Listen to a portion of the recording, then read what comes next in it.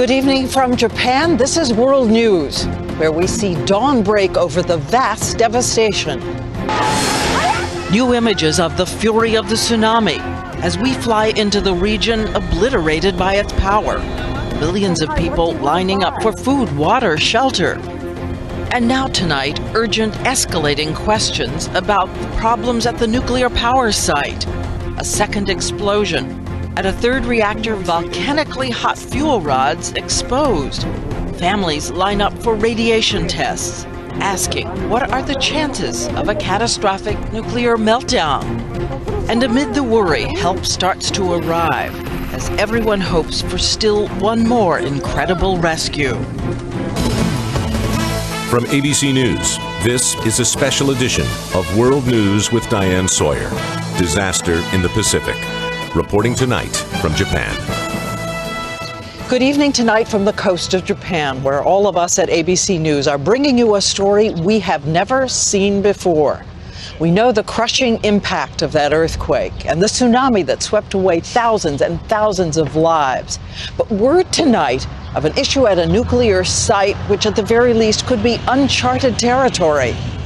There are 3 reactors at one location in trouble. We know that 2 had explosions releasing some radiation. And now word that at a third reactor, uranium rods with core heat of 3,400 degrees have been partially or perhaps entirely exposed, raising the question of a nuclear power meltdown. The Japanese have now called in American nuclear experts and the International Atomic Energy Agency. Even as those new images remind us of the violent events on Friday. In the north, an entire town whose houses rode the rapids, today flattened by the water. A minivan, no match for the jet speed waves. And this is what the passengers saw as the brown waters overwhelmed the airport as they waited to board their planes. Our team is out across the disaster zone tonight, and we start with the dramatic events of this day as we traveled into the northern part of Japan.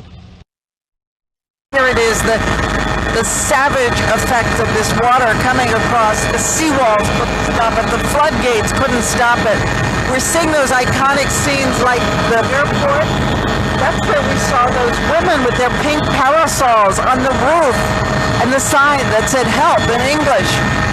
And we're looking at these places where these giant tunnels of black water swept in and picked up all of those cars. And today, a new way of seeing the raw power of the tsunami as it hit. New images of neighborhoods on the move, the water swirling, smashing a community of homes. Drivers taking refuge on top of their cars. And a new sense how quickly the tsunami struck. There was calm water, then warning sirens, then moments later, watch the water bubble. The surge catching the speeding minivan, dragging it away. And the clear, stark reality of what once was, erased by water. The Sendai airport then and today. The Daiichi nuclear plant before and after. On the ground, on street after street, a kind of twisted sculpture garden. Come with me now for one walk down one street and you'll see what we mean. The bookstore. Not one car, not one truck, but 3 all plowed in on top of each other. And you can see it's layered, it's stacked one upon the other. 1, 2, 3, 4, 5, 6, 7, 8. You can't even count. And this was the only way to get gasoline? Throughout the city, people patiently waiting hours for gasoline. The line stretching into infinity. Waiting an hour and you'll wait as long as it takes? Yes. This is unbelievable. 500 cars and that'll be it. For a city this size, this is a city of 1 million people. On other streets, other lines for food. How long have you been in line? どのぐらい待ってらっしゃいますか? 2時間3時間ぐらい 2-3 hours. Do you have any water at home at all? 全然ないですよ。 Absolutely not. None? 電気も Nothing? Nothing. Hi, what do you want to buy? This young man told me he has come to buy any food that doesn't require water to cook it. And milky mushrooms. And you have chestnuts. This woman says she has enough water at home, but not enough to eat. At another point, we stop at a shelter. Remember, 2 million people are in a country, cold at night, without power. Families making the most of what little they have. And how long have you been here? I can't count anymore. Maybe 5 days. We slept like 3 nights in the car. In the car? Outside, the search. Have you seen? Do you know? A husband on a bicycle, looking for his missing wife, showing her picture. And near us, a rescue mission that got there too late. We watched as they recovered the body behind the blue tarp. But hope is revived by the near miraculous rescues, like this man pulled out of the rubble, and another 60 years old clinging to his rooftop as he floated 10 miles offshore.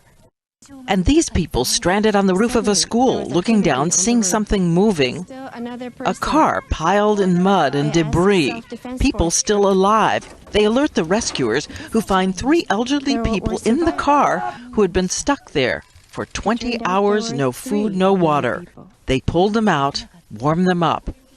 She says she was washed away by the waves and so afraid. Survival. And a kind of strength, a stoicism. We're working days on it, and this husband and wife told me they were determined to dig their business out one shovel at a time. Well, good luck to you.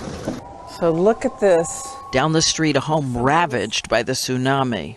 But we discover inside... The clock is still running. The clock is still ticking. As if to say, time goes on. And that other big worry, of course, the nuclear plant. As we took the helicopter, we had to circle away, detour away from that nuclear site. And down below, so many people, it's in effect a city the size of Toledo, have been told to stay inside or evacuate. And our David Muir is there as the experts try to figure out what's going on. David? Diane, in a sign of just how dire this situation has become, the Japanese government has now reached out to the IAEA, the International Atomic Energy Agency, and to the U.S. The Japanese government determined here in a desperate race to avoid a catastrophic meltdown. Entire families who escaped the shadow of the doomed nuclear power reactors are now coming here, worried they were exposed to radiation. We were given extraordinary access to the test site where medical teams wearing hazmat suits used megaphones to direct the parents and their children where to go. They're using Geiger counters and handheld scanners, checking everyone one by one, especially the most vulnerable, the children, scanning this little girl's hair. And there are countless young faces here. There are 3 nuclear reactors in trouble tonight at what's called the Fukushima Daiichi plant. Just 2 days ago, an explosion at Reactor 1 released radioactive material into the air. Then just yesterday, a second blast at Reactor 3, releasing more. And while dramatic, these are not the worst-case scenario. Tonight, there is growing concern over Reactor number 2 becoming dangerously overheated. Inside each of those blown-out buildings sits a fiery hot nuclear core inside a small structure. Cool water must be pumped in to avoid a disastrous meltdown. But the pumps failed in the earthquake and the tsunami, and so they've been flooding them with ocean water, that too not working. Twice today, the red-hot cores were exposed, and now real fear of a complete meltdown. Already here, trace amounts seeping out from those first 2 explosions. The crew aboard 3 U.S. helicopters flying 60 miles from the plant experienced a small exposure, cleared up by washing down. Here on the ground, authorities told us that more than 100 people in just 1 day testing positive. They've been taken to area hospitals for further testing. And today, this image of a girl who's been isolated for decontamination, peering through a window at her dog. And the evacuees keep coming. This woman brought her parents and her grandmother. And they tested your grandmother too? And your grandmother was okay? Okay. She's okay? Yeah. Everyone? They tell us everyone is okay. But as we traveled the perimeter of this evacuation zone, the question now emerging, is the government here being completely forthcoming? This couple tells us they understand the government doesn't want to scare the people, but they also suspect that they are not getting the full picture. That couple told me they did not want to leave their home but had to for food and water. We've also learned tonight that the Japanese government has distributed more than 200,000 iodine pills to stave off the effects of radiation. They say it's just a precaution, but Diane, another signal that this is a very serious situation on their hands tonight. Back to you in the north.